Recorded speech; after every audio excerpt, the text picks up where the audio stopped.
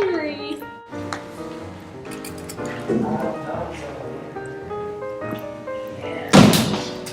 Anchorita. I'm Jordan.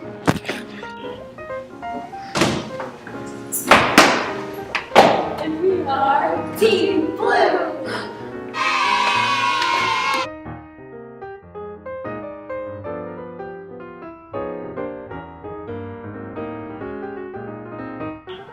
Hi, I live in the Mojave Desert, which is located in between California, Nevada, and Arizona, right there. And the Mojave Desert is a desert. It looks somewhat like this. Pardon my drawings, not an artist. As you can see, it has lots of plateaus and mostly just rocks and soil and dirt, lots of dirt, with very little vegetation. You've seen them. And just a little bit of animals. Which brings me to how climate affects a biome. Well, in an example like the Mojave Desert, it affects it by the climate is a very dry and hot kind of climate with very, very little rain, very dry. And it affects us because all these plants and animals that they have, like snakes and cacti and lizards, they all have to adapt to it by saving water or being able to live off very little water than what other animals and plants are used to. And when Hey, I'm back. Okay, so I'm going to try to go through this really quick, so I really apologize if I'm talking way too fast. Elevation, latitude, longitude, position on Earth, mountains, ocean currents, wind, and precipitation, and temperature obviously have major effects on Earth's climate. Elevation, the higher up on the mountain you are, the colder it gets. Lower on the mountain you are, the warmer it gets because clouds are made up in the sky, it's colder in the sky. Lower down to the Earth, not as cold. Longitude and latitude. Longitude. Oof. Longitude. Oof. Latitude. Oof. It's like longitude is a long line, latitude is a latitude. Longitude, my hair's long, latitude, latitude. Miss Jameson taught me that if you have her, tell her hi. Anyway, latitude, if you are closer, has to do with hemispheres. Northern hemisphere is going to have a different season than the southern hemisphere because of Earth's tilt. So whatever hemisphere is facing closer to the sun is the one that's obviously going to be getting the warmer temperatures. The one that's facing away is the one that's going to be colder. So when it's summer in North America, it is winter in North America. It is summer in South America, and vice versa. Position on Earth, again, this has to do with like where you are on Earth upside down again. So like here in Texas, we have a lot of tornadoes. It's pretty hot and dry. In Florida, it's pretty dry, pretty humid. Not as many tornadoes, get a lot of hurricanes though. And west to like California, it's pretty hot, pretty dry. Temperature has to do with a lot. How cold or hot it is has to do with a lot. And it has to do with your position on Earth. If it's obviously hotter, it is going to be hotter. It's colder, it's going to be cooler. Precipitation has to do with, like if it rains a lot, you have a pretty wet climate, and if the weather is rainforest, not a desert. If you get snow, it's probably going to be a colder climate, which means a lot of glaciers, not really glaciers, but a lot of ice and snow, and probably living in Canada, Russia, northern Russia, and rain, like I already said that. But if it doesn't rain, you obviously are going to have a drier climate, like a desert or a tundra, which the tundra is basically a desert.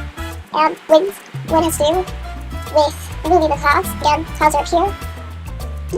Clouds controlled by winds. They can be made without winds, but in order to move, they need winds. Ocean currents, depending on the temperature of the ocean, will depend on the temperature of the air. So if you have a cold ocean, cold air, cold lands around the air. Hot ocean, warm air, it's going to be a generally warm place to live, vice versa. If you have a generally not hot but not cold ocean temperature, it's going to be pretty comfortable in the air, which means you're going to be comfortable there. That is how... Okay, so we're going to talk about physical processes. The physical processes include weathering, which is caused by wind, rain, running water, plants, which it breaks down rocks. Then you have to deal with erosion, which is basically where the weathered material is moved, and deposition, which is where the sediment is dropped off. That's to do with a lot. People build houses to protect against weathered material. If there's dirt in the air, that is weathered material in the process of being eroded to a place. We don't want that in our faces, in our mouths, in our nose, in our eyes, no. Houses protect us from that. Also, erosion, when there's soil erosion on a hill that causes landslides and mudslides, and it goes over everything, everything's covered, pretty hard to recover from that. And deposition actually creates new landforms. You can have a hill, you can have a flat line, like if the eroded material is deposited in a flat area and it's clumped together, you can have a hill. If it is moved out into the water, like at a river mouth, you have a delta. If it is moved off the side of the mountain, you can have the hill not be as high on one side of the mountain because it's building up. Tectonic plates also have to do with this.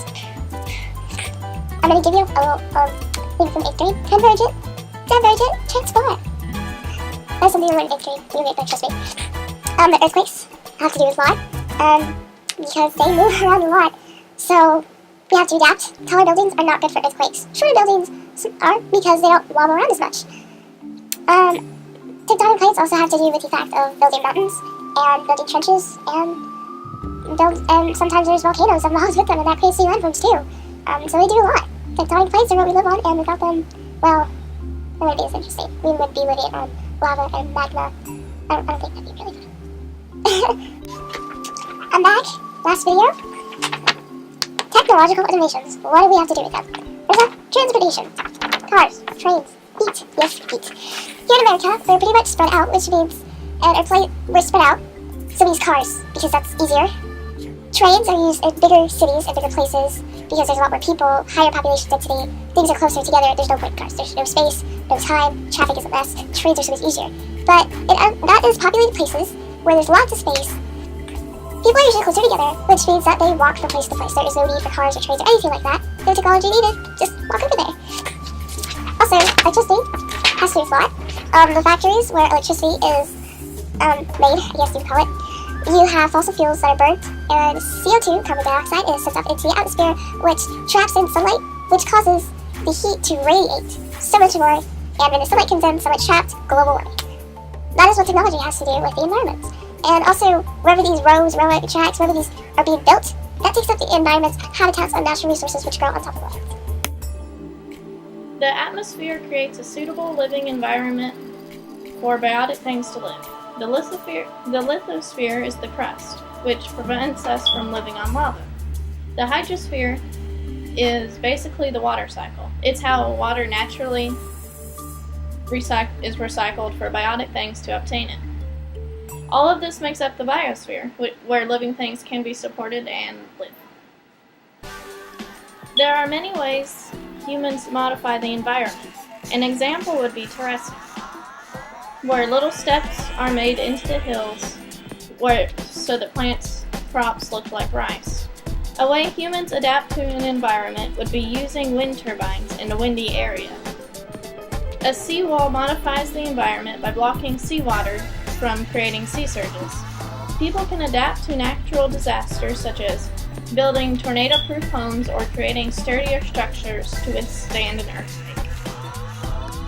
What physical process does it take to form? Well, we need by dicing as facilities. So, whenever two tectonic plates collide together like this, that creates a mountain. So that's called convergence. And then divergence, when they already are together and they separate. Like full carbon creates a trench in the middle. And then transformers when the two plates collide together, which creates earthquakes. Yeah. Okay, so in this video, I'm going to be talking about technological innovations.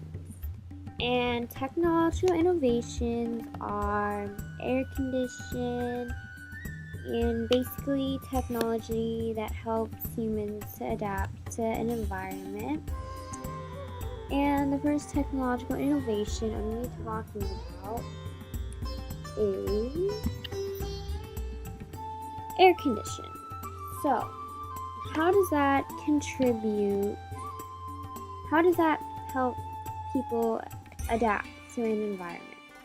Well, let's say you go to a desert, right? You start living in somewhere where it's really hot, let's say the desert. And, well, how do you adapt to that environment? Well, you bring air conditioning there, right?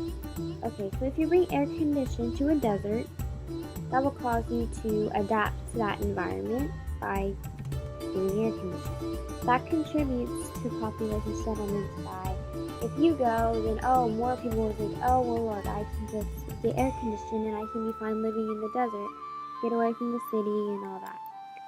So there's one, and desalination. Okay, desalination is a treatment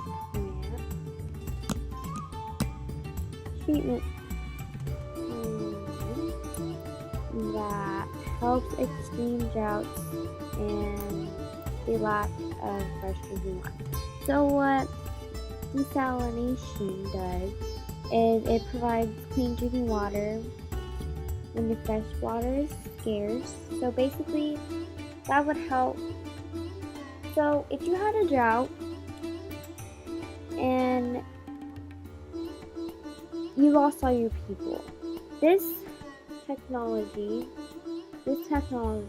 innovation would cause more people to come back to that country or that place that had all that drought because of that. So that would cause your population to go up more than what it was. Because if you had a drought, a lot of people will leave. But you have the treatment plant that you would be fine, and this would make your population go up. So that's how people have adapted to technological innovation. Hi! So, in this video, I'm going to talk about New England and its different climate and nationalities they have there. So, this is my map of New England. I color-coded it to show what different nationalities live in New England. So, the blue right here is French. Right here, this little spot area of French. The red is England. Right here. You don't even see that. And then the green is Irish, and the yellow is Italian. So, as you can see here, New England has a very diverse nationality living in here. And diverse, I mean it has like a lot, basically. And the climate of New England. The climate of New England is, in the winter, it's really cold and it snows a lot. In the fall, it's kind of cold. It starts getting to where it's really cold. And in the summer, it just depends on some areas in summer. Some areas it's cold, a little bit chill, and then some areas it's cold. And in the spring, it's a mixture between cold and hot. So it's like that.